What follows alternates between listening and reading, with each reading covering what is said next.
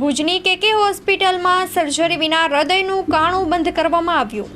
કેકે Patel super specialist હોસ્પિટલમાં પ્રથમવાર surgery વગર મહિલા દર્દીના હૃદયનું કાણું બંધ કરી દેવાયું હતું, જેમાં તબીબોના દાવા મુજબ કચ્છમાં આ પ્રકારની ઘટના પ્રથમવાર બની છે।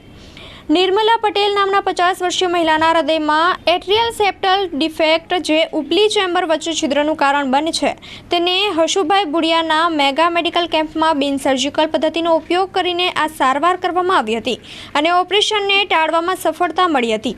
ટ્રસ્ટના અધ્યક્ષ ગોપાલ ગોરસિયાના જણાવ્યા મુજબ આવા રોગોમાં પરંપરાગત ઓપન હાર્ટ સર્જરીને ટાળે છે અને અપનાવવા માટે તબીબોને પ્રેરિત કરવામાં આવ્યા હતા। મરિંગો સિમ્સના મેડિકલ સહયોગ દ્વારા પ્રક્રિયાને વધુ સરળ બનાવવામાં આવી હતી અને સારવાર કરનાર તબીબ મિત ઠક્કરે કહ્યું હતું કે હૃદયની આ બીમારી જન્મજાત હોય છે। બાળકના જન્મ સમયે હૃદયની ઉપલી દિવાલમાં કાણું હોય છે, જે કુદરતી રીતે બંધ થઈ જાય છે, પણ અમુક કિસ્સામાં બંધ ન થાય ત્યારે સર્જરી કરવી પડે છે। નિર્મલાબેન કિસ્સામાં આવું જ હતું।